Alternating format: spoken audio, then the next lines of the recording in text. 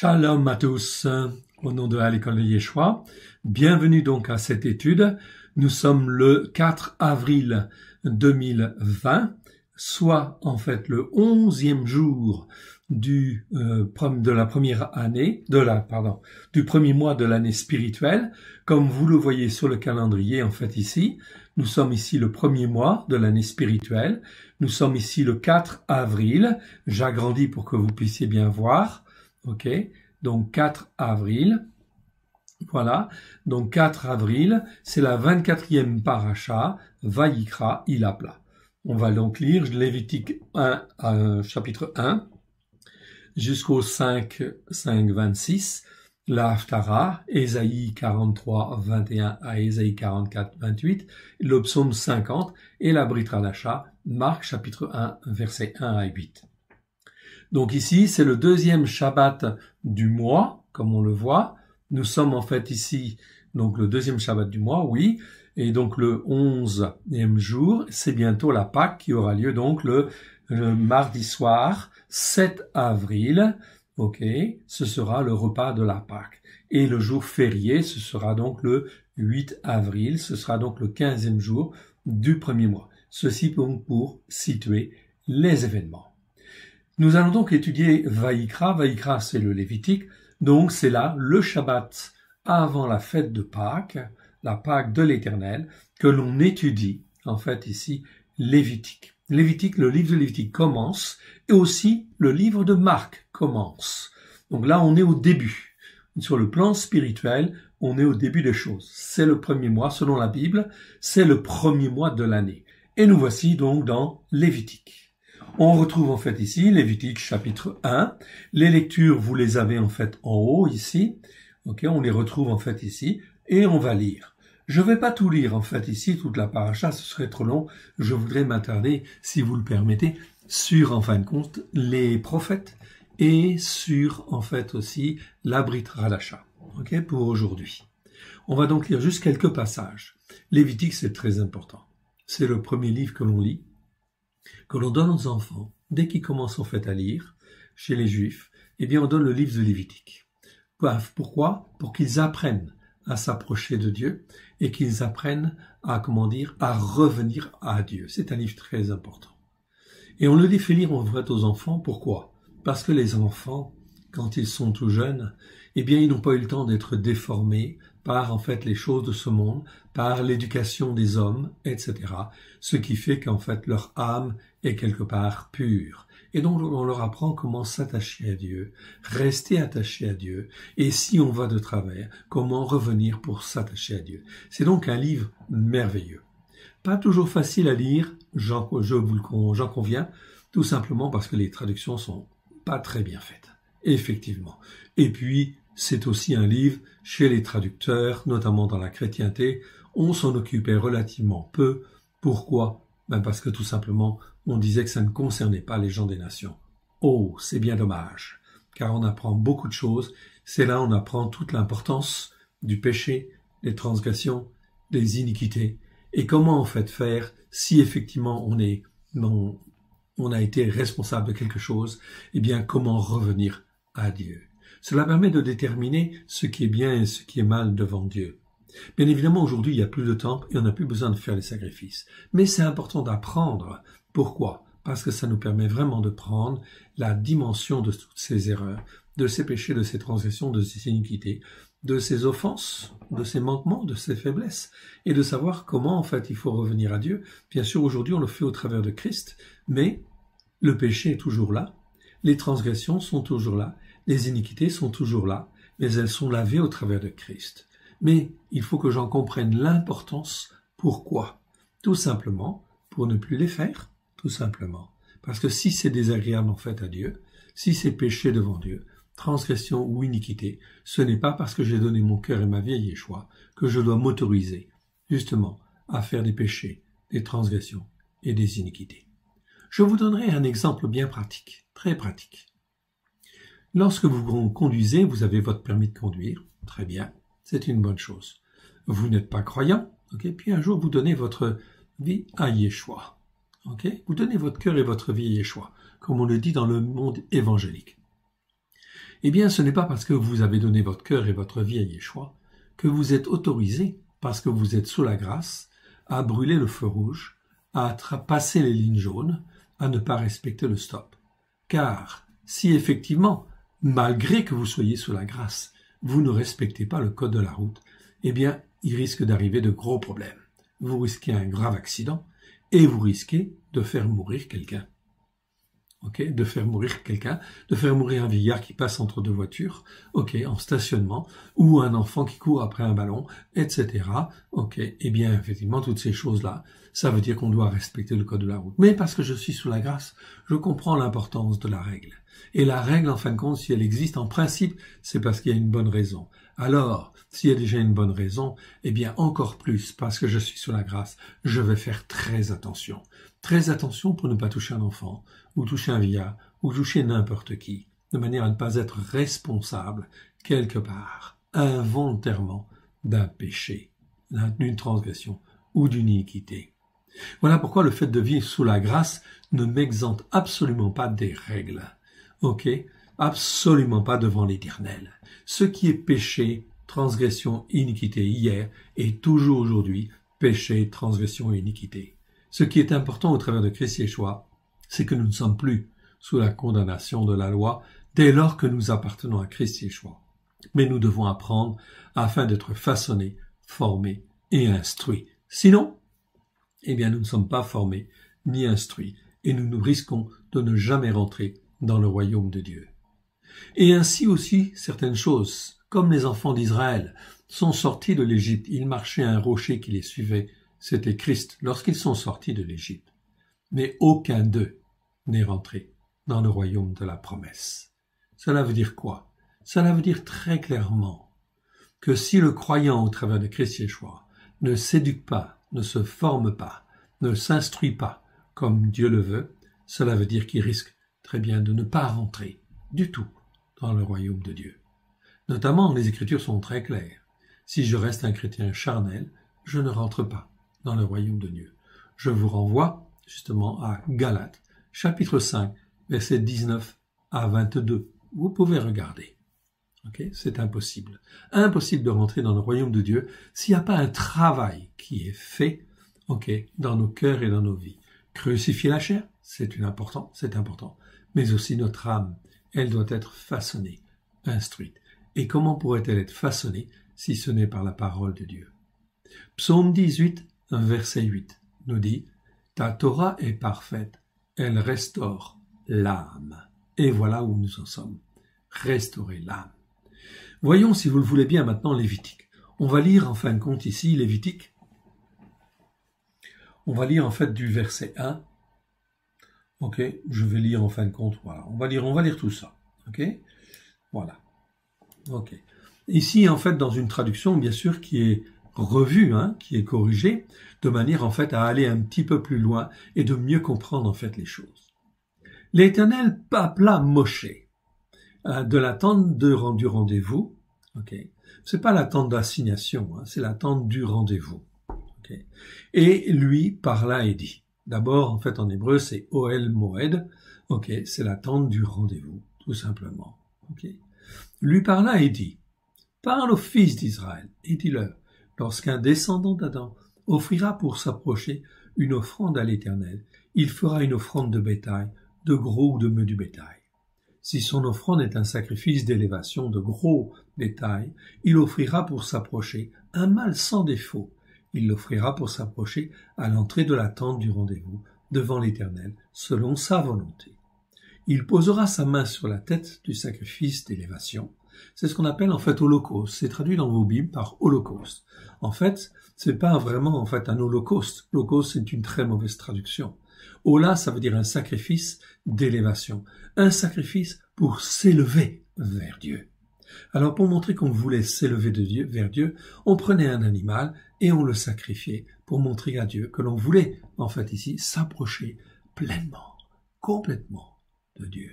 On ne s'approche pas à partie de Dieu. Non. Tu veux ou tu veux pas. Si tu veux t'attacher à Dieu, tu t'offres pleinement, en fait, à Dieu. On ne se moque pas de Dieu. Je continue. Verset 4. il posera sa main sur la tête du sacrifice d'élévation. Il sera parfaitement agréé par l'Éternel pour lui servir d'expiation. Il égorgera le petit du gros bétail devant l'Éternel, et les sacrificateurs fils d'Aaron s'approcheront avec le sang et le répandront tout autour de l'autel qui est à l'entrée de la tente du rendez-vous, etc. Il dépouillera le sacrifice d'élévation et le coupera par morceaux. Les fils du sacrificateur d'Aaron mettront du feu sur l'autel et arrangeront du bois sur le feu. Les sacrificateurs, fils de Aaron, poseront les morceaux, la tête et la graisse sur le bois mis au feu sur l'autel. Il lavera avec de l'eau les entrailles et les jambes, et le sacrificateur brûlera le tout sur l'autel. C'est un sacrifice d'élévation, une offrande consumée par le feu, d'une agréable odeur à l'Éternel. D'une agréable odeur à l'Éternel. Est-ce que ça veut dire que Dieu se faisait plaisir en voyant effectivement des animaux sacrifiés comme cela sur l'autel? Non. C'est parce qu'il voyait au travers de ça qu'on voulait venir pleinement à lui, s'offrir pleinement. Car offrir un taureau en sacrifice, eh bien, cela représentait une certaine somme. C'était un sacrifice. Ok, et effectivement, il fallait le sacrifier complètement. C'est-à-dire, en fin de compte, c'était l'image du croyant qui devait, en fin de compte, s'offrir pleinement à Dieu. Et aujourd'hui, quand on s'approche de l'Éternel, au travers de Christ Yeshua, c'est exactement la même chose. Je n'y vais pas, en fin de compte, je ne vais pas donner la moitié de moi-même. Non, Dieu nous veut tout entier, au travers de Christ. Et il a tout accompli à la croix pour que nous soyons pleinement rachetés, entièrement rachetés, afin de nous façonner et de nous instruire. C'est donc très intéressant, en fait, là-dessus. Ok? Donc, pas de petite portion, si je puis dire. Je continue et on va aller au chapitre 2 maintenant, et on va aller, en fait, voir un autre passage, versets 11 et 4, et à 11 à 13. En résumé, il y a 4 types, en fin de compte, de sacrifices. Il y a le sacrifice qu'on va appeler, ce qu'on appelait les holocaustes, c'est un sacrifice d'élévation pour s'élever vers Dieu. Et là, en fin de compte, en termes de sacrifice d'élévation, on pouvait offrir ce qu'on voulait, selon le niveau de sa bourse, etc. Si vraiment on n'avait pas de moyens, on pouvait venir simplement avec de la fleur de farine. C'est-à-dire de la farine quand même de qualité, mais simplement offrir en fin de compte une offrande toute simple. Okay? Si on n'avait pas les moyens. Okay? C'était une chose. Deuxième type de sacrifice, ce sont les sacrifices d'offrande. Les offrandes de remerciement à Dieu. Okay? Ce qu'on appelle souvent les actions de grâce. Mais on préfère dire en fait les offrandes de paix, les offrandes de shalom. Parce que le mot en fait en hébreu c'est shalem. C'est la même chose que shalom. Donc c'est des offrandes de remerciement à Dieu. Ensuite vous avez les offrandes, ou les sacrifices qui sont pour le péché. Donc le péché, vous savez ce que c'est, enfin plus ou moins, ok. Et effectivement, péché, ça veut dire c'est manquer le but. En hébreu, péché, c'est manquer le but. C'est-à-dire ne pas accomplir ce que Dieu attendait de nous. Vous voyez, c'est encore beaucoup plus que simplement, en fin de compte, faire un simple péché comme on a l'habitude de faire ou comme on a l'habitude de le comprendre. Non, péché, c'est ne pas faire ce que Dieu attend de nous alors que tout est prévu. Ça, c'est péché. Okay? Et ensuite, ce qu'on appelle les offrandes de délit, on va dire, ou c'est traduit dans les Bibles en français par culpabilité. Mais comme c'est très mal traduit, tout est mélangé. C'est très difficile dans les versions françaises de faire vraiment une bonne synthèse. Ok, bon, je suis désolé, mais en fin de compte, les traductions ne sont pas là pour vraiment faciliter les choses. Offrande de délit, c'est quand tu transgresses la Torah ou que tu fais mal à quelqu'un alors que tu savais très bien que ça lui allait lui faire mal. Ok, on n'a pas forcément en fin de compte transgressé une loi de la Torah, mais on a fait mal. C'est un délit. Okay? Et un délit, c'est comme un péché, une transgression, une iniquité, ça entraîne des malédictions. Et ça veut dire quoi? Ça veut dire qu'il faut laver, il faut nettoyer tout ça. Et bien sûr, si j'ai donné mon cœur et ma vie à Yeshua, il faut que je nettoie. Plus je vais lire la parole de Dieu, plus je vais comprendre ce qui est péché, ce qui est transgression, ce qui est iniquité. Et ainsi, je vais apprendre à ne plus les faire. Ok? Et si jamais je retombe, la grâce est toujours là. Ok? Et je peux demander pardon. Combien de fois je peux demander pardon? Ok. Yeshua a répondu à la question. 70 fois 7 fois. Ok? Ça veut dire quoi? Ça veut dire que chaque fois que je me tourne vers le trône de la grâce pour demander pardon, Dieu est fidèle et juste pour pardonner. Ce n'est pas une licence pour pécher. Ça n'est pas une licence pour nous donner le droit de pécher. Non, parce que ça veut dire que dans ce cas-là, on ne va pas avancer. Et c'est très important d'avancer. Car si on n'avance pas, on recule ou on stagne. Mais si on finit par stagner trop longtemps, on finit toujours par tomber, toujours par chuter. C'est pour ça que Dieu est patient. Dieu prend du temps. Okay? Et il espère que l'on va grandir. Car si on ne grandit pas, si on n'est pas émondé dans notre cœur des choses charnelles, et si notre âme n'est pas formée, façonnée comme Dieu le veut, comment pourrait-il être notre Dieu? Et comment pourrions-nous devenir ses enfants, ses fils? Il n'y a qu'une seule Torah qui a été donnée il y a déjà, en fait, un certain nombre de siècles, 1500 ans, on va dire, avant Jésus-Christ, qui ont été donnés à Moshe vers les 1450 avant Jésus-Christ, au mont Sinaï. Certains disent 1250, peu importe. Cela fait déjà un bon bout de temps. Cette Torah, elle est la vérité. C'est la parole que Dieu a donnée aux hommes au travers des enfants d'Israël. Et le but des enfants d'Israël, c'était en fait de la faire connaître partout dans le monde. Ils ont échoué dans cette mission, c'est pour ça qu'il y a 2000 ans, ils ont été dispersés. Dispersés en 70, le temple a été détruit et le flambeau de l'évangélisation a été donné en nation, qui devait faire connaître la parole de Dieu telle que Christ Yeshua l'a enseignée, telle qu'elle nous a été donnée avec grâce et vérité. Mais entre deux, Constantin est venu au IVe siècle, vous connaissez l'histoire, et en fait aujourd'hui, la chrétienté, est-ce qu'elle en fait annonce la bonne nouvelle de l'Éternel, comme en fait il le veut? La réponse est non, malheureusement. Alors cela veut dire effectivement qu'il y a besoin de se repentir. Cette année, c'est une année spirituelle très importante, l'année 2020. Beaucoup de choses se déclenchent déjà, une pandémie, pour dire repentez-vous car le royaume de Dieu, le règne de Dieu est proche. Cela veut dire tous doivent se repentir. Les pasteurs principalement, les prêtres, tous les responsables spirituels, car ils n'ont pas fait ce que Dieu en fin de compte voulait qu'ils fassent. Ils n'ont pas annoncé la bonne nouvelle du règne de Dieu dans le cœur et la vie des croyants, comme cela avait été annoncé au 1er siècle. C'est très important. Parce que la responsabilité, aujourd'hui, elle retombe sur le monde chrétien. Parce que le temps des nations est en train de se terminer. Dieu, au travers de cette pandémie, permet que les hommes vivent. Il y a déjà beaucoup de morts. Oui, c'est regrettable. Très regrettable. Mais ceci est le résultat d'une Église qui n'a pas fait son travail depuis 2000 ans. Voilà pourquoi l'Église est responsable de ce qui arrive, des fléaux qui arrivent en ce moment. Comme hier, Israël était responsable de ne pas écouter. Tout au moins une partie d'Israël n'a pas écouté. Et c'est pour cela que maintenant, en fin de compte aussi, c'est très important de se poser les bonnes questions afin de rentrer dans le royaume de Dieu, dans le règne de Dieu. On continue. Ici, je voulais lire simplement, donc en fait ici, ce qui se passe, c'est qu'au travers de ce Lévitique, on va parler des chefs. On va parler lorsqu'un pasteur, un responsable spirituel fait des péchés. Eh bien, au cours de l'année, il en fait, oui. Et tous les ans, il doit se repentir. La fête de Kippour, fête des expiations, était prévue pour cela. Pour rappeler que même les responsables spirituels, est-ce qu'ils ont bien marché au cours de l'année précédente pour, en fin de compte, faire ce qu'il fallait, exactement comme Dieu le voulait. Sinon, eh bien, en fin de compte, la fête des expiations, fête de Kippour, était là pour rappeler, s'ils ne l'avaient pas fait en fait avant, c'était pour rappeler qu'ils devaient faire l'expiation pour eux et pour leur famille. Tous les chefs aussi devaient se repentir de toutes leurs erreurs faites au cours de l'année, ainsi que tous les croyants, en fait aussi, devaient se repentir s'ils ne l'avaient déjà fait au cours de l'année. Voilà pourquoi la fête des expiations est une fête extraordinairement importante.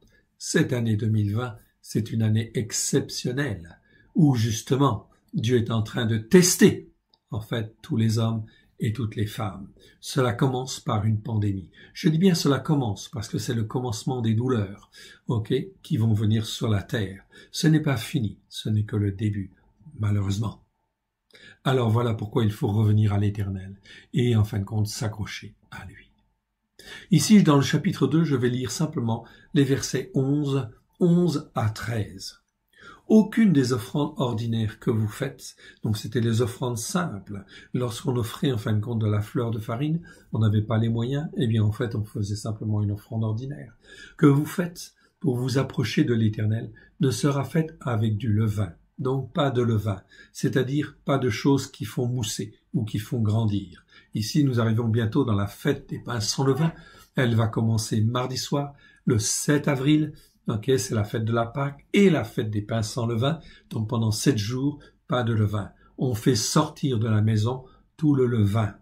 C'est une image physique, en fait, du levain que nous devons faire sortir de nos cœurs. Le levain, c'est l'image de toute la malice, de toute la tromperie, de tout ce qui est mauvais dans nos cœurs, qui doit sortir. Alors physiquement, on met le levain dehors, ok, on sort les pâtes, tout ce qui est pain, biscuits, ok, pâtes, pizza, etc. Toutes ces choses où il y a du levain, la bière, etc. Tout ce qu'il y a du levain, on le fait sortir de la maison pendant 7 jours au moins, afin d'apprendre à marcher droit, d'être en fin de compte renouvelé. Et dans nos cœurs, on apprend encore cette année à être encore meilleur, ok, à jeter le levain qui est dans nos cœurs, à le mettre dehors, afin que notre maison soit une maison qui soit assainie. Écoutons. Aucune des offrandes ordinaires, verset 11, que vous faites pour vous approcher de l'Éternel ne sera faite avec du levain ou du vieux levain, car vous ne brûlerez rien qui contient du levain ou du miel, okay, parmi les offrandes consumées par le feu devant l'Éternel. Vous pourrez offrir à l'Éternel lors d'une offrande pour le commencement des fruits et des récoltes, mais elle n'en sera point présentée sur l'autel comme étant d'une agréable odeur. Tu mettras du sel sur toute offrande, en offrande ordinaire. Tu ne laisseras point ton offrande ordinaire manquer de sel, alliance de ton Élohim. Sur toutes tes offrandes, tu mettras du sel. L'image du sel, ici, c'est très important. Le sel, d'abord, c'est quelque chose qui permet de conserver, qui perdure dans le temps. Okay? Donc, ça veut dire quelque chose qui n'est pas touché par la corruption ou peu. Okay? Donc, voilà, le sel conserve. Voilà pourquoi, en fin de compte, nous devons être salés. Mais le sel aussi, c'est l'épreuve. Le sel, c'est aussi d'être, zélé pour l'Éternel. C'est pour ça que Yeshua a dit, vous êtes le sel de la terre. Encore faut-il que ce sel-là, soit bien salé. Et que, en fin de compte, ce sel-là puisse, en fait, anéantir la corruption qui est autour, qui est dans ce monde. Si le sel n'est pas là pour, en fin de compte, à rejeter ou anéantir ou assainir la corruption qui est dans le monde, à quoi sert ce sel-là? Il ne sert plus à rien.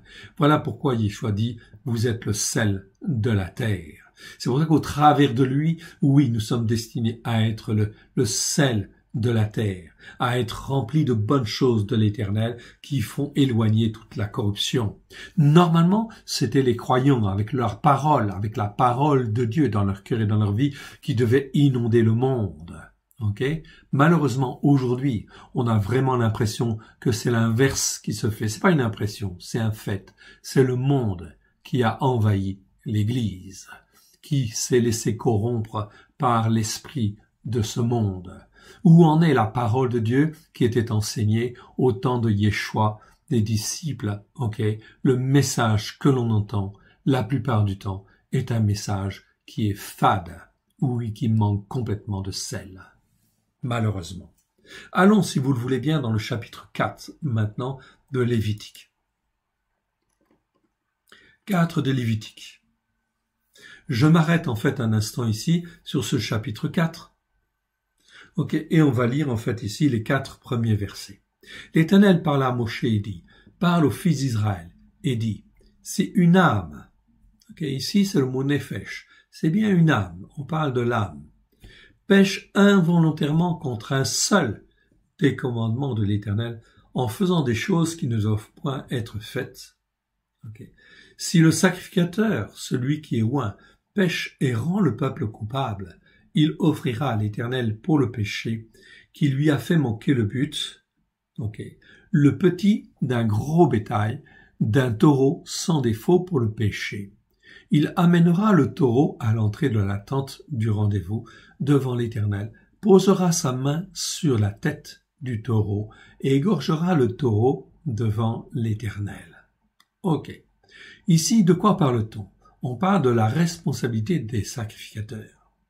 Ok. Les sacrificateurs, ce sont des hommes. Ok. Comme aujourd'hui, les responsables spirituels, les pasteurs, les prêtres. Ok. Tous, ok, quels qu'ils soient, les diacres, les évêques, tous sont responsables. Tous sont des hommes.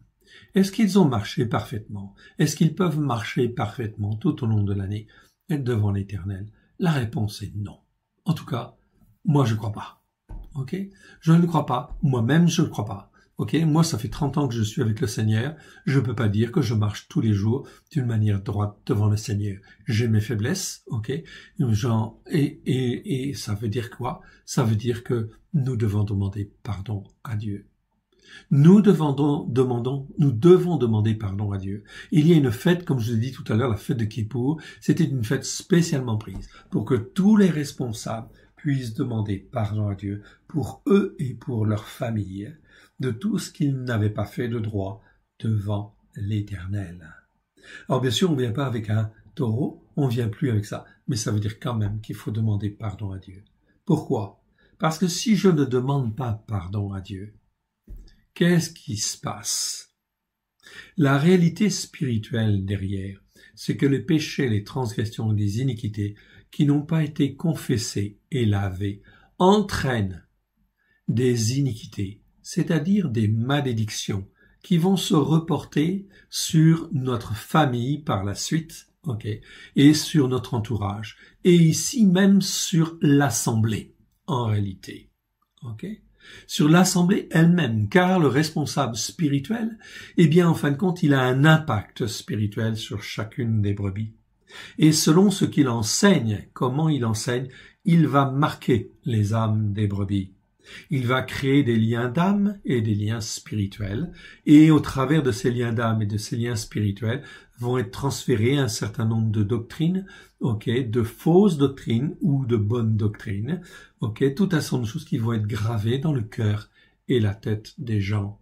Mais la responsabilité de ces responsables, justement, c'est de former et de façonner avec la parole, rien qu'avec la parole, avec grâce et vérité, au travers de Christ Yeshua. C'est ça le travail d'un pasteur.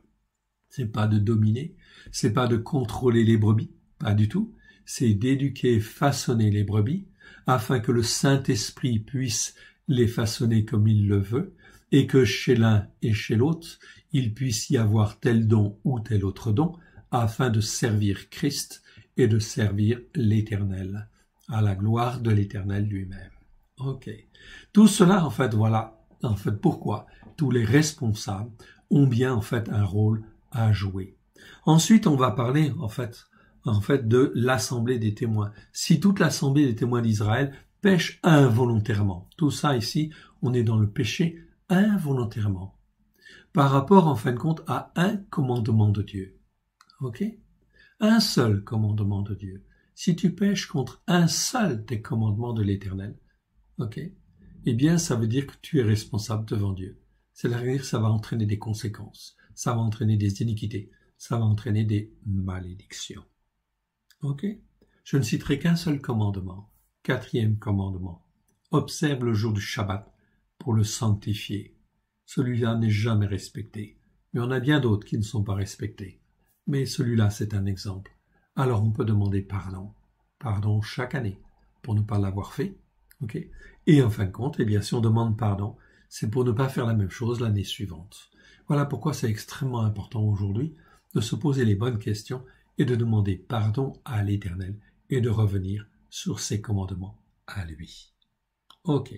Je ne vais pas continuer, c'est la même chose. Ici, dans ce passage, on parle en fin de compte des assemblées de témoins. Ensuite, on va parler en fin de compte de chacun des croyants. Si une âme, ici c'est si un chef au verset 22, si un chef pêche en faisant volontairement. Ensuite, verset 27, si une âme du peuple, du pays, pêche involontairement en agissant, etc. Ok, contre un seul de ces commandements de l'Éternel, des choses qui ne doivent point être faites, qu'elle ait enfreint la Torah. Ok, vous avez la réponse. Ici, c'est une traduction qui est déjà retravaillée pour être au plus proche de l'hébreu. Je ne dis pas qu'elle est parfaite, mais en tout cas, une chose est sûre, en fait, on a recherché pour aller plus loin. Ok, et effectivement, aller beaucoup plus proche de l'hébreu. Bien sûr, l'hébreu, c'est la référence. Ok, donc ça nous permet vraiment de comprendre qu'il faut aller de l'avant. Voilà pourquoi la fête de Kippour nous rappelle justement l'expiation. Bien évidemment, aujourd'hui, on n'attend pas forcément Kippour, ok, pour le faire. On attend Kippour simplement, en fin de compte, si on n'a pas fait des choses, c'est pour nous rappeler en fait tout ce qui n'a pas pu être fait pendant l'année éventuellement. Okay?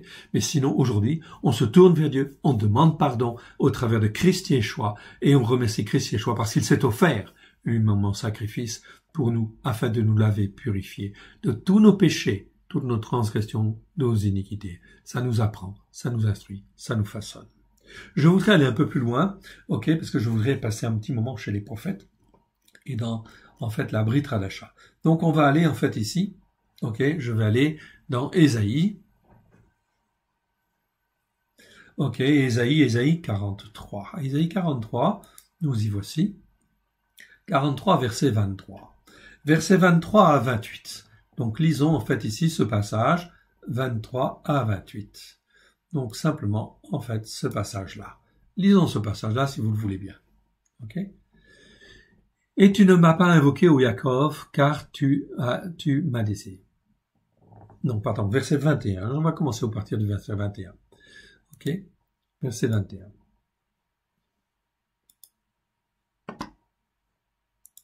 Voilà. 21-28. Le peuple que je me suis formé publiera mes louanges. Okay? Donc c'est une prophétie. On est dans Ésaïe. Donc Dieu dit en fin de compte, moi je vais faire les choses autrement, puisque ça n'a pas toujours été fait sincèrement. Quand on faisait des sacrifices dans le temple, c'est pas parce que les gens faisaient un sacrifice que en fin de compte, leur cœur était engagé. Pour beaucoup, c'était le cas, mais c'était pas forcément le cas de tous. Ok, ça veut dire pourquoi les sacrifices dans le temple, eh bien, à certaines périodes ou à certains moments, eh bien, ou chez certains, eh bien, c'était pas fait sincèrement. On venait pour faire des sacrifices, mais ça ne faisait pas le travail dans le cœur. Voilà pourquoi, en fin de compte, cette loi-là, elle était quelque part, non pas imparfaite, mais elle était impuissante. Impuissante pour changer les choses dans le cœur des hommes. Alors Dieu va faire autrement. Et il va faire autrement au travers de Christ. Il va dire maintenant, moi, je vais écrire ma Torah. Jérémie 31, 33. Je vais écrire ma Torah dans le cœur des hommes et des femmes au travers de Christ Yeshua par la puissance du Saint-Esprit. Ainsi, tout le monde, le peuple que je me suis formé, publiera mes louanges. Verset 21. Et tu ne m'as pas invoqué, ô Yaakov, car tu t'es lassé de moi, ô Israël. Tu ne m'as pas offert des brebis en sacrifice d'élévation, et tu ne m'as pas honoré par tes sacrifices. Je ne t'ai point tourmenté par des offrandes ordinaires, et je ne t'ai point fatigué pour de l'encens. Tu n'as pas à prix d'argent acheté pour moi des aromates, et tu ne m'as pas rassasié de la graisse de tes sacrifices, mais tu m'as tourmenté par tes péchés, tu m'as fatigué par tes iniquités, dit le Seigneur. Donc on voit bien en fait ici que cette loi qui est parfaite, elle était parfaite dans la description, c'était l'image des choses à venir. Ok, c'est ça qui est très important. Okay? C'est l'image des choses à venir. C'est pas l'ombre des choses à venir. C'est une mauvaise interprétation, ok, qui est pas bonne. Ok, parce que ça veut dire qu'on écarte tout. Non. La Torah, elle est bonne. Elle est saine. Elle est sainte. Elle est spirituelle. Ok? Ici, en fin de compte, ok, mais tu m'as tourmenté, verset 24, à la fin, tu m'as tourmenté par tes péchés, tu m'as fatigué par tes iniquités. Verset 25. C'est moi. Moi qui efface tes transgressions. Pour l'amour de moi, je ne me souviendrai plus de tes péchés. Dieu, en fin de compte, au travers de Christ Yeshua, va faire un sacrifice merveilleux, plein et entier. Toutes les transgressions, les péchés et les iniquités vont être lavés, purifiés. Dès lors qu'on le reconnaît, bien évidemment. Verset 26. Réveille ma mémoire, plaidons ensemble. Parle toi-même pour te justifier. Ton premier père a péché, et ceux de chez toi qui m'ont méprisé se sont rebellés contre moi. C'est pourquoi j'ai réprouvé les princes du lieu saint. Les princes, ce sont tous les hommes qui sont élevés pour en fin de compte être, dans la gloire de Dieu et transmettre la gloire de Dieu. Ok, c'est pour ça qu'ils sont appelés princes. S'ils n'ont pas un titre forcément de prince, c'était des sacrificateurs. Mais en fait, Dieu les appelle des princes parce qu'en fin de compte, ils sont élevés en dignité spirituelle. Voilà ce que Dieu veut faire. Il veut faire de nous des rois, des princes, nous donner un sacerdoce royal. Ok? Et ça consiste en quoi? À avoir la Torah dans le cœur et d'apprendre aux autres à faire de même, avec grâce et vérité. J'ai réprouvé les princes du lieu saint Kodesh. C'est pas du sanctuaire ici, dans notre traduction française, c'est marqué sanctuaire. Non, Kodesh. En fait, c'est même les princes de la sainteté. Littéralement, c'est les princes de la sainteté de Dieu. Ils devaient veiller à la sainteté de Dieu. Ok. À toujours honorer Dieu. Ok. J'ai livré Yaakov comme dévoué par interdit et Israël aux outrages. J'ai livré Yaakov comme dévoué par interdit. Pourquoi? Parce qu'il n'a pas écouté et il a persévéré dans cette rébellion, dans cette désobéissance, etc. À ne pas écouter. C'est malheureusement le chemin que l'Église prend. Depuis le IVe siècle, elle a été coupée des racines hébraïques de la foi au travers de cet empereur romain Constantin qui a mis en place une théologie différente. L'Église catholique. L'Église catholique n'existait pas au 1er siècle, ni 2e siècle, ni 3e siècle. Elle a été mise en place par l'empereur romain Constantin, avec toutes ses doctrines et ses théologies. Et les églises protestantes et les églises évangéliques, au lieu de revenir sur les racines hébraïques de la foi, sont des églises filles de l'église de Rome. Ils ont toujours enseigné, bien sûr, ils ont changé quelque chose, certaines choses, mais ils ne sont pas revenus aux racines. Ils n'ont pas dénoncé l'ignominie mise en place par Constantin, mise en place par l'Église catholique. L'Église évangélique même, elle se défend de ne pas être catholique, de ne pas être proche des catholiques, mais elle fait le dimanche, mais elle fait les Pâques chrétiennes, mais elle fait la Pentecôte chrétienne, mais elle fait Noël, elle fait les fêtes de l'Église catholique. Elle est donc fille de Rome. Spirituellement, elle est fille de Rome. Ce que Dieu n'a jamais voulu. Voilà pourquoi il faut se repentir. Repentez-vous, ok, car le règne de Dieu est proche. C'est très important. Cela me fait mal au cœur. Ok, je n'ai pas de jalousie, même quand je suis rejeté d'une église, ok, où je n'ai pas le droit d'avoir un stand, etc. Je n'ai pas de revanche à prendre, mais ça me fait mal au cœur. Cela me fait mal au cœur parce que je vois des brebis qui sont rachetées par le sang de l'agneau, qui sont en train de s'enfoncer et de s'endurcir dans des théologies qui ne sont pas celles de Dieu. Allons maintenant dans Ésaïe 44. Je continue, passage suivant. 44 et je vais lire de 1 à 6. Donc on va lire en fait ici du verset 1 à 6. Prenons ce passage-là, si vous le voulez bien. Ok? Écoute maintenant, ô Jacob, mon serviteur, ô Israël, que j'ai choisi. Ainsi parle l'Éternel qui t'a fait et qui t'a formé dès ta naissance. Celui qui est ton soutien, ne crains rien. Mon serviteur Jacob, mon Israël que j'ai choisi. Dieu a choisi Israël et n'a jamais abandonné Israël. Voilà pourquoi Israël va en fait repartir. Dieu va redresser Israël, Dieu va relever Israël. Bien sûr, Israël va être dans un gros travail aussi parce qu'il n'écoute pas comme il convient. Mais évidemment, mais en fin de compte, ils sont toujours le peuple de Dieu, évidemment. Verset 3. Car je répandrai des eaux sur le sol altéré et des ruisseaux sur la terre desséchée. Je répandrai mon esprit sur ta race et ma bénédiction sur tes rejetons. Ils pousseront comme au milieu de l'herbe, comme les saules près des courants d'eau. Celui-ci dira, je suis à l'Éternel. Celui-là se réclamera du nom de Jacob. Cet autre écrira de sa main et l'Éternel et à l'Éternel. Cet autre écrira de sa main à l'Éternel. Il prononcera avec amour le nom d'Israël. Ainsi parle l'Éternel, roi d'Israël, son rédempteur, l'Éternel des armées. Je suis le premier, je suis le dernier, et hors moi, il n'y a point d'Élohim. Ici, c'est la restauration d'Israël, c'est la restauration des racines qui est en cours, qui est prévue, qui est écrite. Voilà pourquoi tous les gens des nations n'ont pas à être greffés sur l'empereur romain Constantin, mais Dieu les a rachetés pour qu'ils soient greffés sur la racine d'Israël. Okay?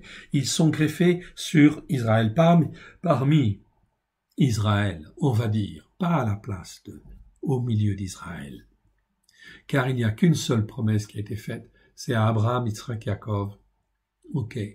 Au travers de Yeshua, oui, bien sûr, elle se réalise, évidemment, et elle se réalise sur les racines hébraïques de la foi. Très important.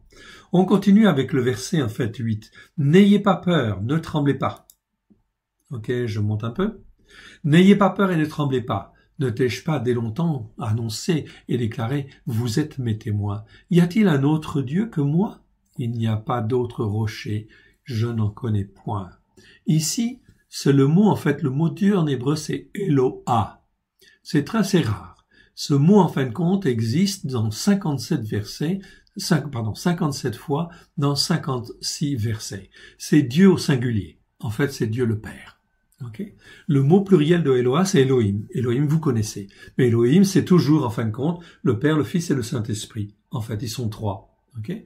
Et en réalité, ça l'a fait Elohim. Voilà pourquoi ils sont trois, mais ils sont un. Voilà. C'est pour ça qu'Elohim, en fin de compte, lorsqu'il crée la terre, ils sont un. Okay. Au commencement, Dieu créa les cieux et la terre. Bereshit bara Elohim. Bara est un verbe qui veut dire créer fait pour Dieu uniquement. Okay. Il est au singulier. Et Elohim, c'est un sujet qui est au pluriel. Pourquoi? Parce que nous avons là, en fait, Dieu, la parole de Dieu et l'Esprit de Dieu. Dieu, la parole de Dieu et l'Esprit de Dieu. C'est Elohim. Ok.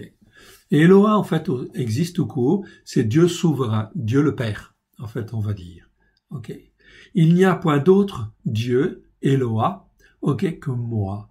Ok. Il n'y a pas d'autre rocher, je n'en connais point. Dans tout le monde qui a été créé, les cieux et la terre qui existent, il n'y a pas d'autre rocher que Eloah. C'est le seul rocher qui existe. Il n'y en a point d'autre. Aucune autre religion, n'est valable devant l'Éternel. Il n'y a que celle qui vient. En fait, c'est pas une religion. C'est une relation, c'est un état spirituel. C'est une manière d'être, une manière de parler, de se comporter, d'être façonné et d'être travaillé afin de lutter contre le péché. Il n'y a qu'un seul Dieu, Eloah. On continue avec le verset 22-28. 22-28, je passe en fait au chapitre suivant. Donc la page en fait en hébreu correspondant 22 à 28. On va lire donc en fait ici 22 à 28. Donc ici, voilà ce passage-là. Je l'éclaire afin que vous puissiez bien le voir. Le voici. J'efface tes transgressions comme un nuage et tes péchés comme une nuée. Dieu est souverain. Il a effacé ça au travers de Christ Yeshua. Mais encore faut-il que je puisse prendre conscience de ces péchés et de ces transgressions. Car si je ne sais pas que j'ai transgressé, et si je ne sais pas que j'ai péché, comment est-ce que je peux éviter de les faire?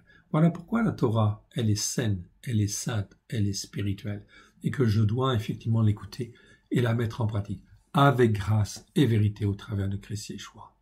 Ici, Dieu dit, j'efface tes transgressions comme un nuage et tes péchés comme une nuée. Reviens à moi, car je t'ai racheté.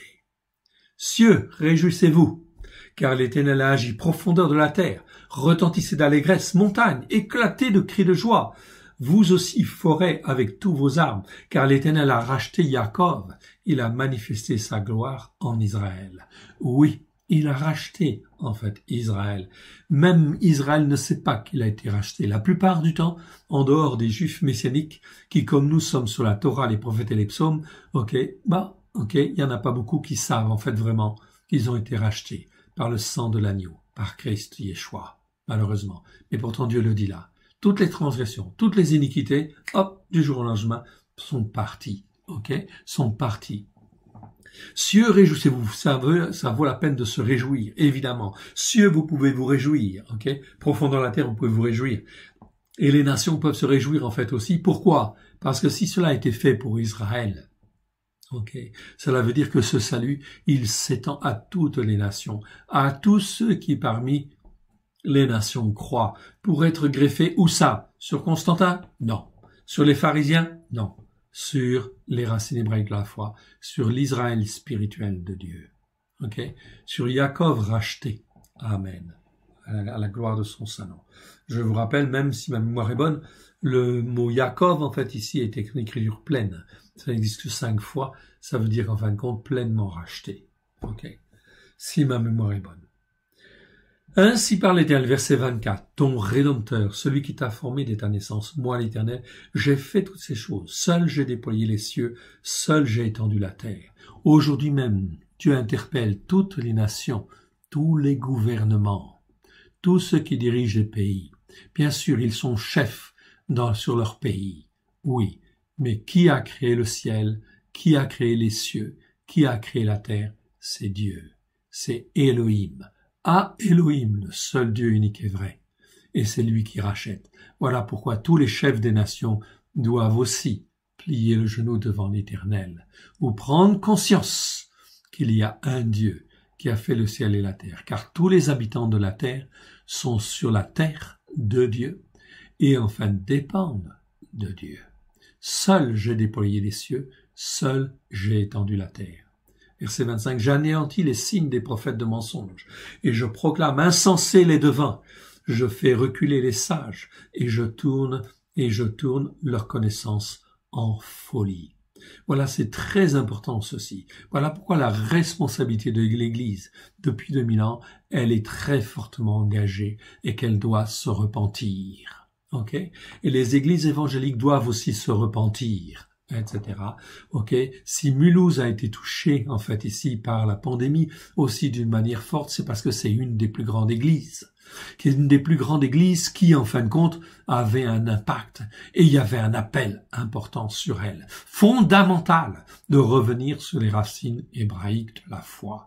Je sais qu'il y avait un appel sur cette église, mais ils n'ont pas voulu écouter et ils ne veulent pas écouter. J'espère qu'ils seront touchés d'un esprit de repentance, afin, effectivement, qu'ils puissent revenir à Dieu, à l'Éternel, comme il le veut. J'espère de tout mon cœur. J'anéantis les signes des prophètes de mensonges, et je proclame insensés les devins, je fais reculer les sages, et je tourne leur connaissance en folie. Car ce qui se passe en fait aussi, là ça va toucher tout le monde évangélique. Tout le monde évangélique en particulier, pourquoi ? Parce qu'ils sont plus avancés sur la Torah que les catholiques et que les protestants. Dieu s'en occupe, ok ?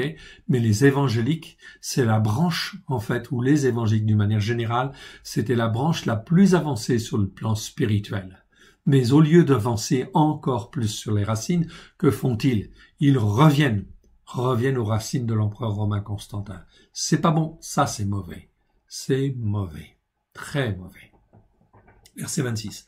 Je confirme la parole de mon serviteur. Quel serviteur? Yeshua.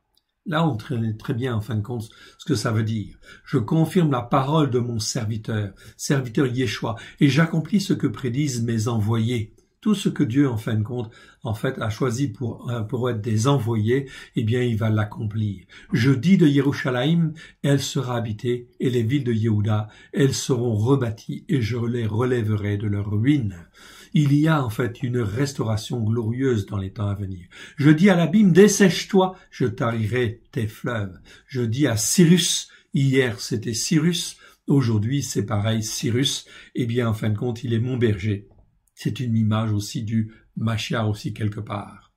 Et Dieu va utiliser des Cyrus pour faire telle chose ou telle autre chose. Ça veut dire qu'ils sont pleinement des Cyrus. Mais en fait Dieu se sert d'eux. Il est mon berger. Il accomplira toute ma volonté. Il dira de Yerushalayim qu'elle soit rebâtie et du temple qu'il soit fondé. Que le temple de Dieu soit fondé. Mes frères et sœurs, le temple que Dieu veut fonder depuis des dizaines d'années, des centaines d'années, des millénaires on va dire, c'est qu'il veut construire son temple. Son temple, c'est un temple spirituel qui est composé de tout un certain nombre de brebis qu'il veut travailler, façonner par sa Torah, afin d'être son temple. Voilà pourquoi la maison que Salomon a créée était trop petite. Bien sûr que la gloire de Dieu était là, mais elle était trop petite pour contenir Dieu.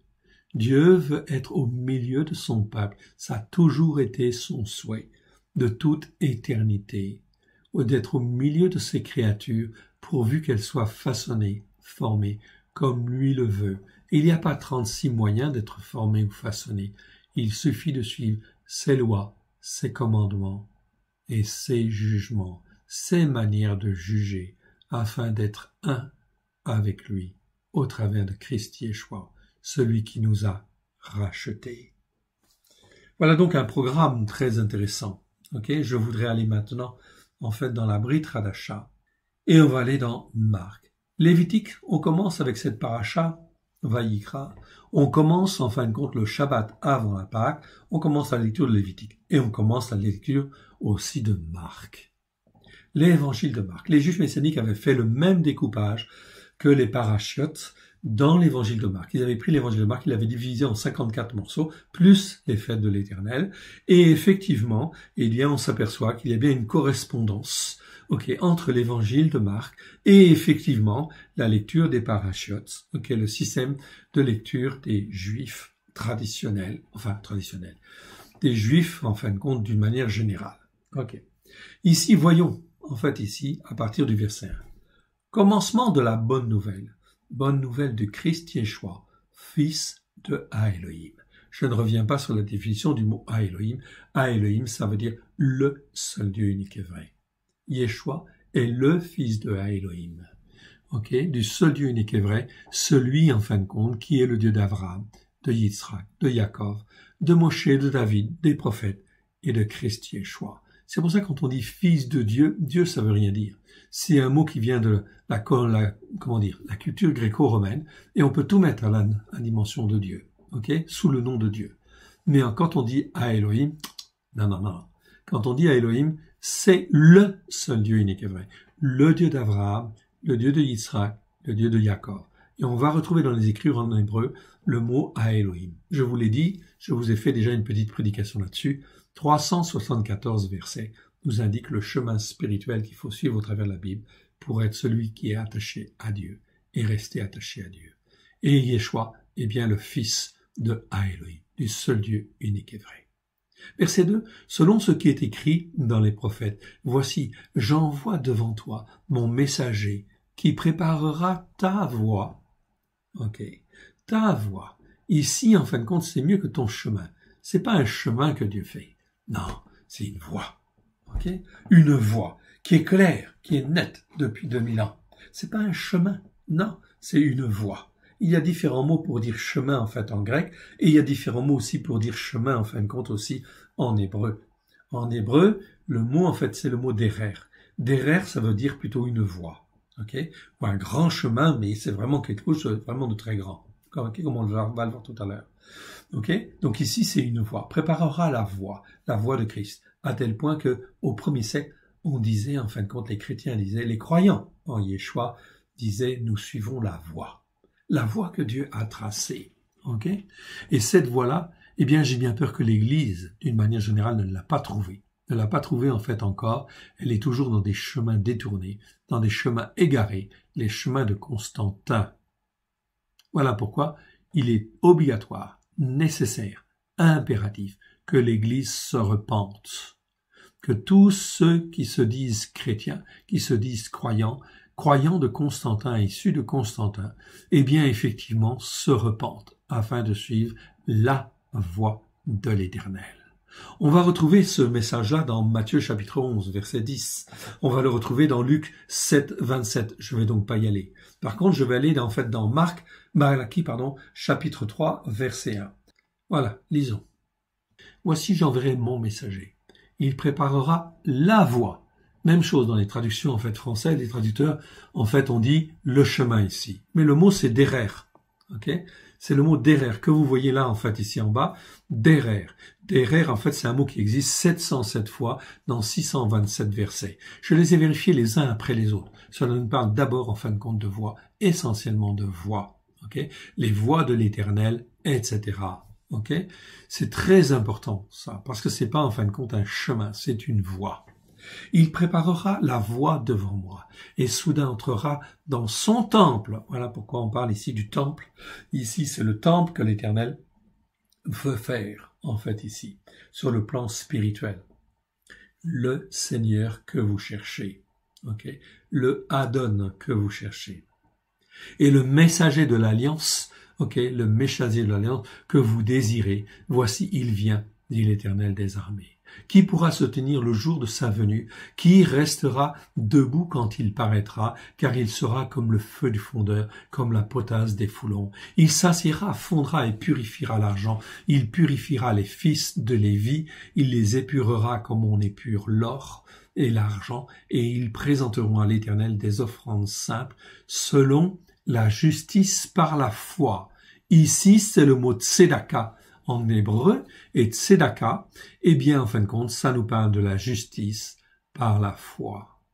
La première fois où ce mot apparaît, c'est dans Genèse, chapitre 15, verset 6, où il est dit que Abraham crut à Dieu, et cela lui fut imputé à justice. Il fut justifié par la foi.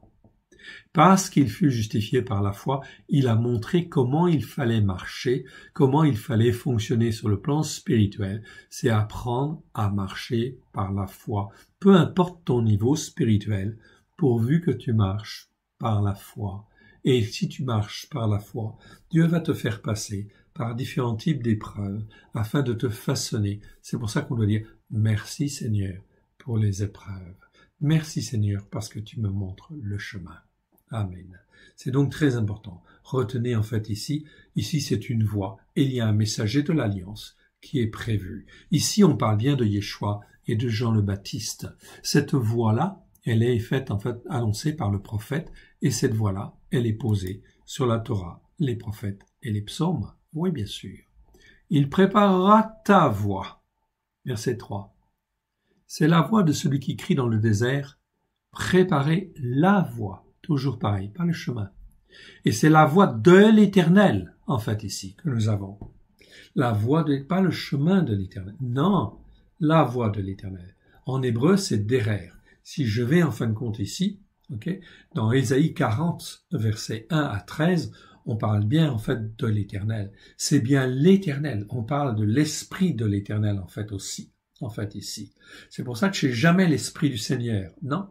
L'Esprit du Seigneur, ce sont les traducteurs des nations qui ont inventé ça.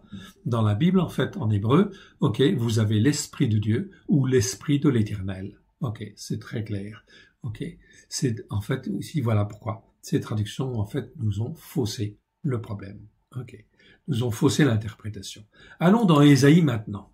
Ok, Ésaïe chapitre 40, verset 1 à 11. Ok, voyons s'il en est. Consolez, consolez mon peuple, voici dit votre Elohim. Votre Elohim, c'est votre Dieu. Parlez au cœur de Yerushalayim et criez-lui que sa servitude est finie, que son iniquité est expiée, qu'elle a reçu de la main de l'Éternel au double de tous ses péchés. Une voix crie, préparez au désert la voie de l'Éternel.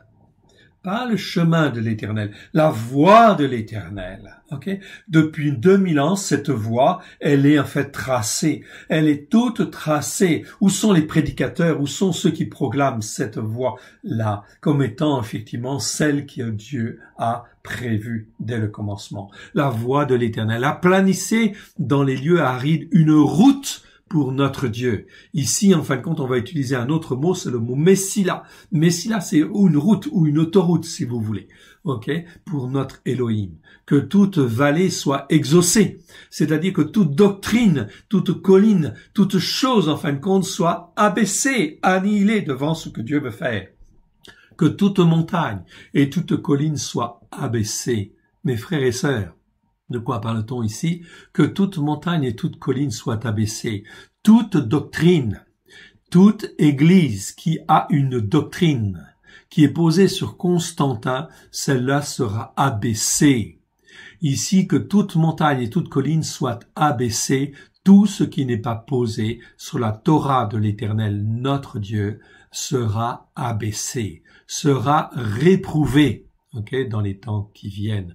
Voilà pourquoi il est impératif de se repentir. Il n'y a pas d'autre chemin. Oubliez les chemins, il y a une voie, une seule voie. Que les côtés se changent, que les coteaux se changent en plaine et les défilés étroits en vallons. Alors la gloire de l'Éternel sera révélée et au même instant toute chair la verra. Car la bouche de l'Éternel a parlé, une voix dit crie, et il répond, que crierai-je? Toute chair est comme l'herbe et tout son éclat comme la fleur des champs. L'herbe sèche, la fleur tombe comme le vent de l'Éternel souffle du camp, le vent de l'Éternel souffle dessus. Okay? Regardez ce qui se passe aujourd'hui. L'Éternel souffle au travers de cette pandémie. Tout le monde est cloîtré chez soi, afin de se poser les bonnes questions. Car ce n'est pas seulement les responsables qui doivent se poser les bonnes questions aujourd'hui, mais tous les gens, tous les hommes et toutes les femmes de la terre doivent se poser les bonnes questions. Peut-être ils ne se posent pas encore les bonnes questions, mais cela va en fait enchaîner avec d'autres choses afin qu'ils se posent en fait les bonnes questions. Ok? On est dans Lévitique 24, dans Lévitique 24, où il est dit il y aura des guerres, des soulèvements, des famines même, des pestes, nous dit en fin de compte, nous dit Matthieu chapitre 24. Mot peste que vous n'avez pas dans les traductions françaises, dans Lévitique 24, dans Matthieu 24, parce que ces mots-là ont été supprimés. Ok? Donc, mais vous avez les traductions sur notre site. Vous pouvez en fait les récupérer si vous voulez. Ok, on continue. Monte sur une haute montagne. Non. Verset 8. L'herbe sèche, la fleur tombe, mais la parole de notre Elohim subsiste, subsiste jusqu'à Constantin. Non, subsiste éternellement. Monte sur une haute montagne, Tzion, pour publier la bonne nouvelle. C'est la bonne nouvelle du règne de Dieu avec sa Torah, pleine de grâce et de vérité au travers de Christ Yeshua. Élève avec force ta voix, Jérusalem, pour publier la bonne nouvelle. Voilà la bonne nouvelle. La bonne nouvelle, c'est la bonne nouvelle du règne de Dieu dans nos cœurs et dans nos vies, au travers de la Torah, pleine de grâce et de vérité. Voilà, c'est cet évangile-là. Qu'il fallait annoncer. Oui, c'est vrai, mais je préfère pas utiliser le mot évangile parce que il a été déformé. Le mot, enfin, veut dire bonne nouvelle. C'est la bonne nouvelle du règne de Dieu déjà dans nos cœurs et dans nos vies. C'est ça, en fait, qui est important de bien comprendre. Or, cette bonne nouvelle du règne de Dieu, au travers de sa Torah pleine de grâce et de vérité, au travers de Christ et Yeshua, n'a pas été enseignée comme il convenait. On a enseigné un autre évangile. Et Paulos dit, maudit soit celui qui annonce un autre évangile. Cela veut dire que toute l'Église catholique est sous la malédiction, l'Église protestante aussi, et j'ai bien peur que l'Église évangélique le soit aussi, malheureusement. Sauf repentance. Sauf repentance. Mais ça ne changera rien pour l'Église. C'est une montagne que Dieu fera tomber de toute façon. Élève ta voix, ne crains point. Dis aux villes de Yehuda, voici ton Elohim. Elohim n'a qu'une seule parole, une seule doctrine, celle qui vient de la Torah, pleine de grâce et de vérité au travers de Christ Yeshua. Voici le Seigneur, l'Éternel vient, avec puissance, et de son bras il commande. Voici le salaire est avec lui, et les rétributions le précèdent. Comme un berger, il paîtra son troupeau. Il prendra des agneaux dans ses bras, et les portera dans son sein. Il conduira les brebis qui allaitent. Oui, Dieu va récupérer ses brebis. Attention aux faux bergers, aux mauvais bergers. Ézéchiel 34. Dieu dit qu'il va reprendre ses brebis, et il va le faire. Quittons maintenant, en fait ici, et revenons donc en fait ici, à notre Marc. Marc ici, je ne vais pas m'étendre en fait aussi sur les autres versets. Ici, il est dit en fait ici dans les commentaires, et l'on verra la différence entre celui qui sert Dieu et celui qui ne le sert pas. C'est bien en fait une prophétie de Malachie. Malachie chapitre 3, versets 17 à 18. Et l'on verra encore la différence sur la terre entre celui qui sert Dieu et celui qui ne sert pas. Malachie 3, versets 19 à 24. Ou dans vos Bibles, en fait, ici, c'est en fin de compte Malachie chapitre 4 versets 1 à 6. On parle de la justice par la foi. et on y rappelle la Torah.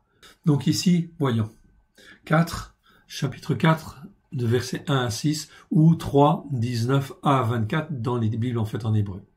Car voici le jour vient ardent comme une fournaise. Tous les hautains et tous les méchants seront comme du chaume. Le jour qui vient les embrasera, dit l'Éternel des armées. Il ne leur laissera ni racine ni rameaux.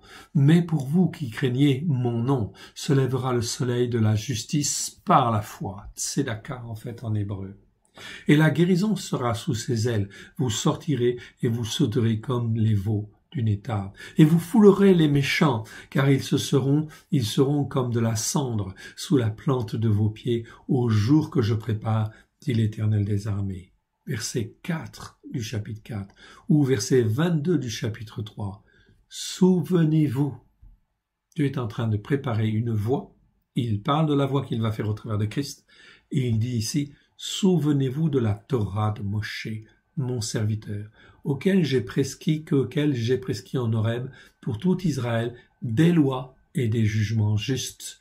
Mishpat, eh oui, ce sont des jugements justes, c'est-à-dire des manières de juger, de manière à juger comme Dieu juge. Comment je peux être considéré comme juste? Selon la justice de Dieu, si je ne juge pas comme Dieu juge. Je dois apprendre à juger selon les jugements de Dieu. Dieu nous donne une foultitude de jugements. Malheureusement, ce mot mishpat est très mal traduit dans les traductions françaises. Voilà pourquoi le croyant ne peut pas être élevé comme il convient. Dans ces traductions. Pourquoi? Parce que cela a été masqué par des traducteurs qui ont perverti la traduction quelque part. C'est dommage, mais c'est une réalité spirituelle. Mais les brebis doivent se réveiller, bien évidemment, et Dieu va venir à leur aide. Voici, je vous enverrai, regardez, Élie, le prophète, avant que le jour de l'Éternel n'arrive. Ce n'est pas encore le jour de l'Éternel, on est bien d'accord. C'est encore des temps de secousse, non pas de grande tribulation, mais ce sont des épreuves terribles qui vont venir. Je répète, famine, peste, guerre. Beaucoup de gens ont fait au chômage, des crises financières énormes qui vont venir. Tout cela, ce n'est que le commencement des douleurs. Des douleurs pourquoi? Pour rappeler le bon sens aux gens, pour que justement en fin de compte ils puissent se repentir, se tourner vers le seul Dieu unique et vrai. C'est aujourd'hui le cas pour toutes les nations, pour tous les hommes, toutes les femmes et toutes les familles de la terre, car Dieu a fait une promesse à Abraham, et toutes les familles de la terre seront bénies en toi. C'est une promesse qui existe en Genèse 12, verset 3. Et toutes les familles de la terre seront bénies en toi. C'est en qui? En Abraham. Or, je ne crois pas que dans le monde chrétien, on enseigne être des fils et des filles d'Abraham, à récupérer les promesses, justement, pour que les promesses d'Abraham puissent être accomplies dans nos cœurs et dans nos vies. Abraham marchait selon la Torah. Et effectivement, nous devons apprendre à marcher selon la Torah. Tous ceux qui n'enseignent pas ces choses-là ont dévié, perverti le message. Voici, je vous enverrai Élia. Élia, c'est Élie, le prophète avant que le jour de l'Éternel n'arrive. Ce jour grand et redoutable. C'est un jour terrible, quand les jugements de Dieu vont venir, et les jugements vont venir. Et le verset ici, il ramènera le cœur des pères à leurs enfants, et le cœur des enfants à leurs pères, de peur que je ne vienne frapper le pays d'interdit. C'est terrible, Voilà. Enfin, c'est clair. Donc ici, également, dans Ésaïe 57, ici, versets 14, 15, frayez la voie, préparez la voie, pas le chemin, on parle de la voie, Ésaïe 62, 10 à 12, préparez la voie. Je vous laisse ces passages, vous pouvez les lire tranquillement, ils apparaissent à l'écran, vous pouvez faire une pause et les regarder. J'ai pas le temps de lire, là, ça ferait trop long. Matthieu 3, 3, pareil, on répète ici la même chose, Dans Marc chapitre 3 verset 1, on rappelle la même chose. Dans Luc chapitre 3 verset 3 à 6, toute chair verra le salut de Elohim, le salut du seul Dieu unique et vrai. Même si cela a été caché, cela se saura et cela va se savoir de par tout le monde. Dieu va faire les choses et les circonstances pour qu'il en soit ainsi. Jean chapitre 1 verset 15 à 17. nous dit en fait, nous parle de la grâce et de la vérité.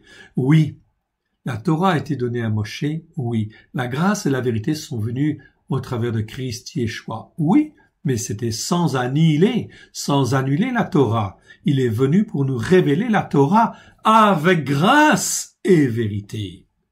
Ah, c'est quand même terrible ça. Vous voyez comment en fait le malin il agit dans le cœur des gens? Eh oui, c'est ça, c'est la perversion. Mais derrière il y a des esprits qui viennent de Rome. Ok, voilà pourquoi il est très important de couper les liens spirituels et les liens d'âme avec Rome. Car si je ne demande pas pardon pour ces liens d'âme et ces liens spirituels, eh bien, cela veut dire que j'ai du mal à me repentir et à venir vers le seul Dieu unique et vrai. Pourquoi? Parce que la théologie du remplacement, au travers de la théologie du remplacement, si elle n'a pas été dénoncée, cela veut dire qu'elle a pris place dans nos cœurs et dans nos vies. Cela veut dire qu'il y a des liens spirituels avec Rome. Et ces liens spirituels existent. La preuve, tout le monde chrétien est touché par cela. Malheureusement. Pourquoi? Parce qu'ils font dimanche. Parce qu'ils font les fêtes de Constantin et non pas les fêtes de l'Éternel. Cela veut dire quoi? Ça veut dire que spirituellement, ils sont liés avec Rome. Et il faut couper ces liens spirituels. Il n'y a pas 36 solutions. Il faut demander pardon et prendre en fin de compte au nom de Yeshua. Je coupe les liens. Je demande pardon à Dieu. Pardon, mon Dieu, d'avoir suivi des théologies erronées. Pardon d'avoir suivi des fêtes qui ne sont pas tes fêtes. Père très saint, je te demande sincèrement pardon. À partir de maintenant, je veux suivre ta parole au travers de Christ. Ta Torah, t'es faite avec grâce et vérité au travers de Christ Yeshua. Pardon, Père très saint, je te prie dans le précieux nom de Yeshua que tu me touches et que par ton Saint-Esprit tu me révèles la largeur, la longueur, la hauteur, la profondeur à la gloire de ton Saint-Nom au travers de Christ Yeshua. Pardon, Père, et je veux revenir et je change de voix après avoir demandé pardon. Mais si je change de voix sans demander pardon, sans demander pardon, sans reconnaître le péché, il n'y a pas de pardon. Il faut que je demande pardon à Dieu. Et Dieu est fidèle et juste pour pardonner. Toute chair verra le salut de Elohim. Jean 1, 15 à 17, donc la grâce et la vérité est là, oui bien sûr. Jean chapitre 1, verset 19 à 27, on nous parle de la voix de l'Éternel. Je vous laisse découvrir ces choses-là. Je voudrais quand même lire mes 8 versets, en fait, de ma Brit Hadasha. Yohanan parut, verset 4, baptisant dans le désert, proclamant à haute voix. Eh oui, ici c'est proclamer à haute voix. Dans nos traductions, nous avons prêché. Eh oui, prêcher, ça c'est l'héritage en fin de compte de catholiques. Eh oui, le verbe kérousso. Kérousso, en fin de compte, la plupart du temps, c'est traduit par prêcher. On n'a pas besoin de prédication, en fin de compte, ou de prêche qui, en fait, disent n'importe quoi. Non, c'est proclamer à haute voix ce que le Seigneur a dit. Tout simplement. Proclamer à haute voix, kérousso, ça veut dire proclamer à haute voix. C'est le premier sens de ce mot.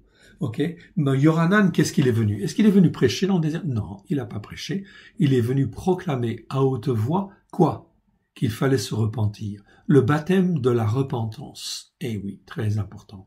Le baptême de la repentance, pourquoi faire? Pour le pardon des péchés? Non, faux, erreur. Erreur de traduction en fait aussi. Aphésis. Le mot aphésis, en grec, c'est traduit souvent par péché, par rémission, ou pardon. C'est réducteur. Non, le vrai sens quand on va chercher dans les vieux dictionnaires, c'est plutôt la délivrance de l'esclavage des péchés. Ah, c'est beaucoup plus intéressant. C'est-à-dire le baptême de la repentance pour la délivrance de l'esclavage du péché. Ainsi, si je me demande pardon en fait à Dieu, je me fais baptiser en fait dans un baptême de repentance, je demande pardon à Dieu, je me fais baptiser comme Jean le Baptiste en fait le faisait, je plonge dans l'eau et je ressors effectivement. À ce moment-là, si je suis sincère en fait bon de cœur, cela veut dire qu'à partir de ce moment-là, eh bien en fin de compte, la délivrance de l'esclavage du péché peut commencer.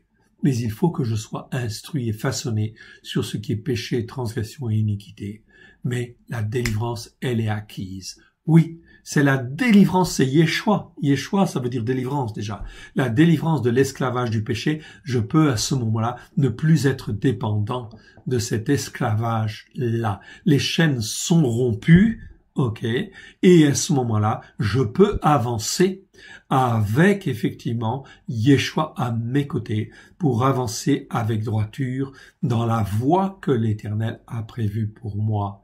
Et étape par étape, eh bien, je vais me libérer des péchés, de l'esclavage du péché, parce que je vais comprendre ce que c'est qu'un péché, ce que c'est qu'une transgression, ce que c'est qu'une iniquité. Mais si je n'apprends pas ce que c'est qu'un péché, une transgression, une iniquité, eh bien, je vais jamais avancer. Et la délivrance de l'esclavage du péché, ça ne va pas se faire. Voilà pourquoi, mes frères et sœurs, dans la plupart des églises, eh bien, on n'a jamais, en fait, ici, ou très peu, sauf certains cas, on n'a pas émondé les brebis, on les a pas élevées comme il faut. Donc, résultat des courses, la plupart des croyants sont des croyants qui sont restés charnels. Ils n'ont pas été instruits, ils en sont encore au lait. Au lait parce qu'on ne les a pas instruits comme il convenait. On leur a pas donné les traductions correctes. Ok, et pour, en fait, ici, plus facilement les manipuler, plus facilement les contrôler, plus facilement, en fin de compte, les ponctionner, bien sûr, pour, en fait, recevoir d'eux la dîme et les offrandes. La dîme et les offrandes, c'est obligatoire. Ce n'est pas une raison pour ne pas la payer. Il faut toujours la payer. Si vous ne savez pas à qui la payer, mettez-la sur un compte à part, mais payez-la. Ça, c'est très important. Sinon, vous vous entraînez des malédictions sur vous. On continue. Verset 4. Je ne vais pas lire en fait les commentaires en fait en dessous, mais vous pouvez aller voir dans tous ces versets en fait ici en dessous, ça nous parle en fait compte ici justement de tous ces mots-là. Le mot la délivrance de l'esclavage des péchés, c'est le mot aphésis. Ok, aphésis, c'est donc en fait ici très important. Ce mot-là, en fin de compte, vous avez un petit plus en fait ici, ok, qui apparaît devant le mot la délivrance de l'esclavage. Ok, le voici. Eh bien, en fin de compte, vous le retrouvez. Vous l'avez, en fin de compte, ici. Il existe, si ma mémoire est bonne, 17 fois. Dans tous ces versets-là, on te parle de la délivrance de l'esclavage des péchés. Délivrance de l'esclavage. Tu as acquis la délivrance de l'esclavage, mon frère. Ça veut dire que tu n'es plus dépendant. Maintenant, c'est à toi de faire. Est-ce que tu veux, en fin de compte, est-ce que tu vas retomber ou pas retomber? Alors, il faut que tu t'instruises. Tu as 17 versets ici, où tu vas trouver la délivrance de l'esclavage. Si dans ta traduction, tu ne vas jamais trouver ces mots-là, ces mots-là n'existent pas, c'est traduit par simplement pardon des péchés ou rémission. Non, c'est pas seulement ça. Si tu les veux en fait exactement, tu vas sur le site Yeshua et tu trouveras déjà les 4 évangiles. Les 4 évangiles sont déjà traduits sur le texte grec du XVIIe siècle et non pas du XIXe siècle. Je rappelle que toutes les Bibles sont traduites sur les textes grecs du XIXe siècle, donc sur les textes grecs faussés. Nous prenons le texte grec du XVIIe siècle, ok, qui est déjà beaucoup plus intègre, ok. Et en fin de compte, nous avons retraduit dans la pensée hébraïque. Ce qui fait qu'effectivement, ça nous donne une parole qui est vraiment greffée sur la Torah, les prophètes et les psaumes, à la lumière de Yeshua. Je vous encourage à les découvrir. 16 versets, le mot existe 17 fois dans 16 versets. Vous les avez tous là. Vous pouvez les parcourir. Je continue avec le verset 5. Ici, tout le pays de Yehuda. Regardez. Ok. Voilà Jean le Baptiste. L'onction de Dieu est là. L'onction de Dieu est là. Ok. L'onction de Dieu est là. Et effectivement, le prophète, en fait, il est là. Le prophète Amabil, Yohanan Amabil. Yohanan Amabil, c'est Jean le Baptiste. Ok. Il appelle à la repentance. Selon la volonté, en fait, bon de Dieu, à revenir, en fin de compte, sur la Torah, les prophètes et les psaumes. Parce que à ce moment-là, mes frères et sœurs, pas une seule ligne du Nouveau Testament n'est écrite. On est bien sur la Torah, les prophètes et les psaumes. Mais l'onction et Dieu de Dieu est là. Ok? Il appelle à la repentance. Tout le pays de Yehuda et tous les habitants de Yerushalayim se rendaient auprès de lui et confessant leurs péchés. Ils confessaient leurs péchés, leur erreur. Ils avaient oublié, en fait, la Torah. Ils la connaissaient parce que c'était des Juifs pour la plupart. Ok? Mais ils la confessaient, ils ne l'écoutaient plus, ou certains, beaucoup ne l'écoutaient plus. Confessant leurs péchés, ils se faisaient baptiser par lui dans le fleuve du Yarden, le Jourdain.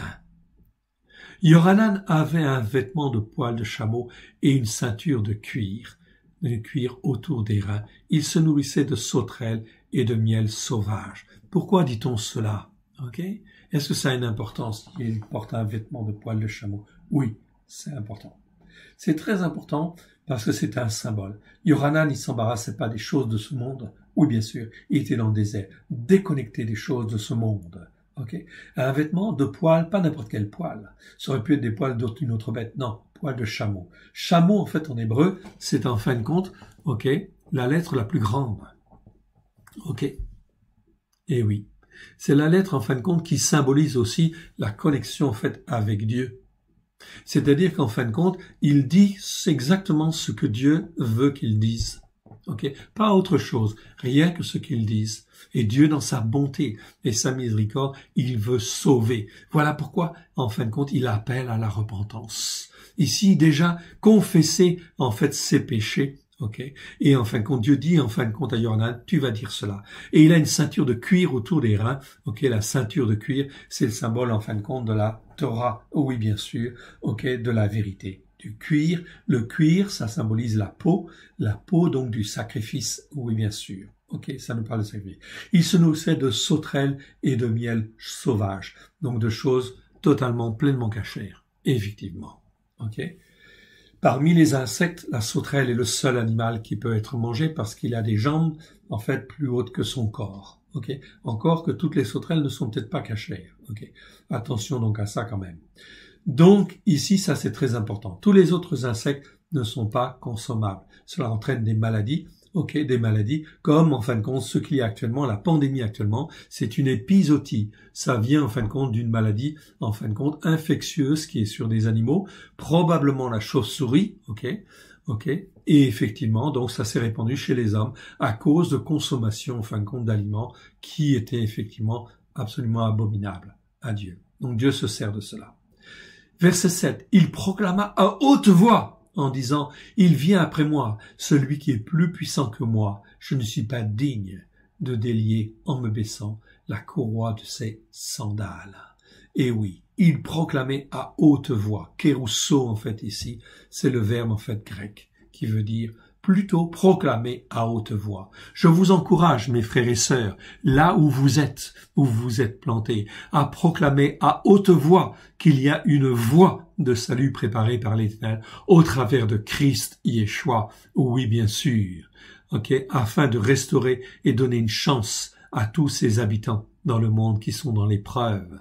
Le Seigneur dit dans Apocalypse 3:12 qu'il préservera celui qui garde son témoignage, il le garde de la corruption, de la tentation qui va venir, des épreuves qui vont venir pour éprouver tous les habitants de la terre. Apocalypse 3:10. Il vient après moi celui qui est plus puissant que moi, et je ne suis pas digne de délier en me baissant la courroie de ses sandales. De qui parle-t-il là? Bien sûr de Yeshua. Moi je vous ai baptisé d'eau, lui, il vous baptisera du Saint-Esprit. Et oui, il y a un baptême d'eau, c'est en fait l'attitude de cœur des hommes. Le baptême d'eau, on plonge dans l'eau et on sort de l'eau. C'est comme si on mourait avec Christ et on ressort en fait en nouveauté de vie, etc. Avec Christ. C'est là l'homme nouveau. Mais cet homme nouveau, il faut qu'il reçoive aussi le Saint-Esprit. Il y a donc un baptême du Saint-Esprit. On le dit en fait ici. Sans le Saint-Esprit, on n'a pas de force. Et on n'a pas, en fin de compte, toute la révélation pleine de grâce et de vérité au travers de Christ Yeshua. Voilà pourquoi ce baptême du Saint-Esprit, c'est Yeshua qui le donne. Il a reçu du Père le Saint-Esprit et en fait, il le donne. Il le donne à qui, en fait, veut le recevoir. Oh oui, bien sûr. Mais en fait, à qui veut le recevoir, qui lui appartient. Et c'est, en fin de compte, ici, avec le Saint-Esprit, que l'on peut avancer. Car si le Saint-Esprit est là, c'est la main de Dieu. C'est la toute-puissance de Dieu. Or, si c'est la toute-puissance de Dieu, est-ce que c'est difficile d'écouter les commandements de Dieu et de les mettre en pratique? Absolument pas, car la main de Dieu est là, le Saint-Esprit est là, pour nous apprendre à faire exactement comme il le veut, afin d'être des fils et des filles de Dieu, des fils et des filles de Ha Elohim, le seul Dieu unique et vrai. Même chose, je n'irai pas voir en fin de compte ici les versets. En fait ici, vous avez en fin de compte ici plein de versets, je vous encourage à aller les voir quand même. Ok, Matthieu 3, 11, on parle du baptême d'eau et du baptême du Saint-Esprit.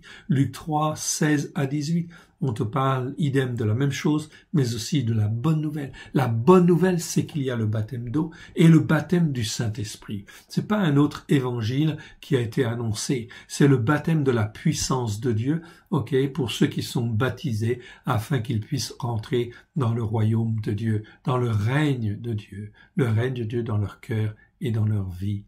Jean chapitre 1 versets 26 à 28 nous dit à Béthanie au-delà du Jourdain. C'est là que Jean le Baptiste opérait. Jean chapitre 1 verset 30 à 33 idem. Chapitre 1 verset 4 à 5 recommandation de Yeshua de rester jusqu'à quand? Jusqu'à Shavuot. Bientôt c'est la Pâque et bien sûr en fin de compte il va dire à ses disciples restez jusqu'à la Pentecôte, jusqu'à Shavuot. C'est-à-dire 50 jours après la fête des prémices. C'est là qu'ils vont recevoir la puissance du Très-Haut. Cette période entre Pâques et la Pentecôte et Shavuot, dans le calendrier de Dieu, je dis bien dans le calendrier de Dieu, est une période très importante où on va être travaillé, façonné, etc., d'une certaine manière, afin de se préparer à recevoir l'onction de Dieu. On ne reçoit pas l'onction en fin de compte comme cela.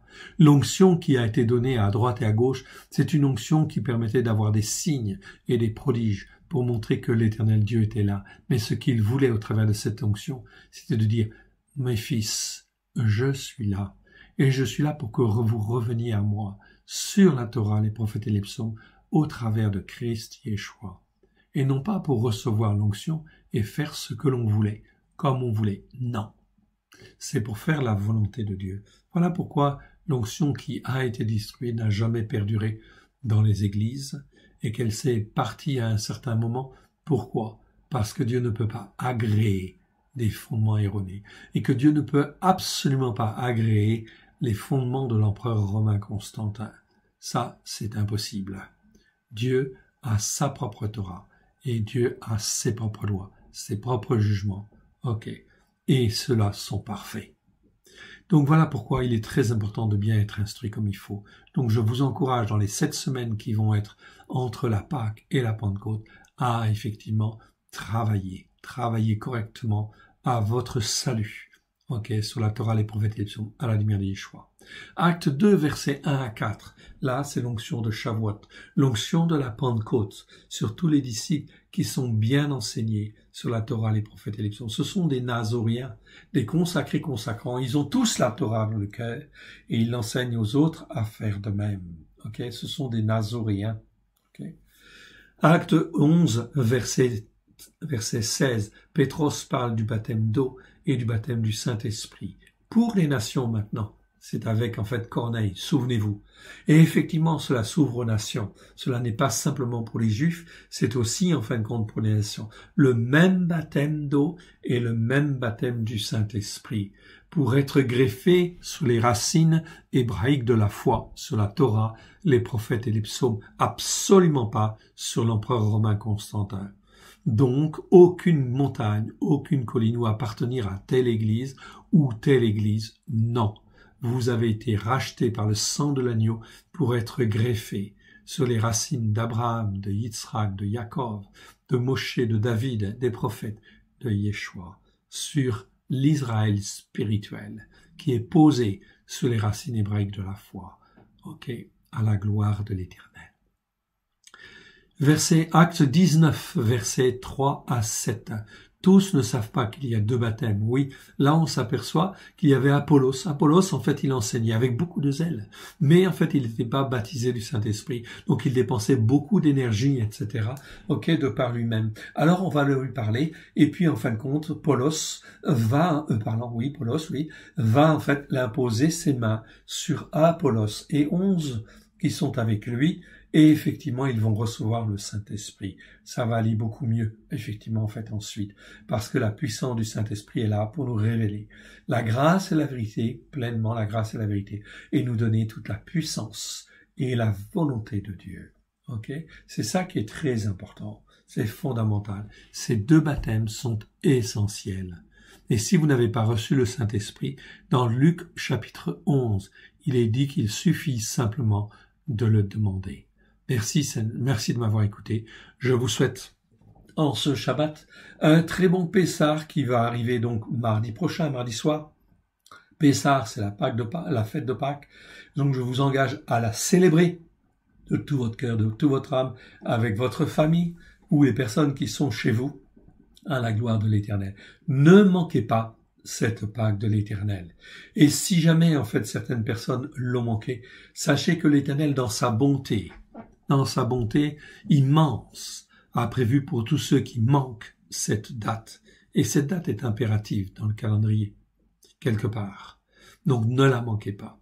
Si jamais vous l'avez manqué, l'Éternel, dans sa bonté, prévoit également un Pessah Sheni, c'est-à-dire une 2e Pâque, qui doit avoir lieu le 2e mois à la même date, le 14e jour, au soir du 2e mois. Si vous n'avez pas célébré cette première Pâque, eh bien vous pourrez la célébrer, en fait, dans ce 2e mois. C'est très important, car cette année 2020, c'est une année prophétique, une année exceptionnelle. C'est le début du commencement des douleurs pour tout le peuple français, pour tous les peuples européens, pour tous les peuples du monde entier. Repentez-vous, car le règne de Dieu arrive. Le règne de Dieu est proche. Que l'Éternel vous bénisse dans le précieux nom d'Yeshua. Merci de m'avoir écouté. À très bientôt. Shalom.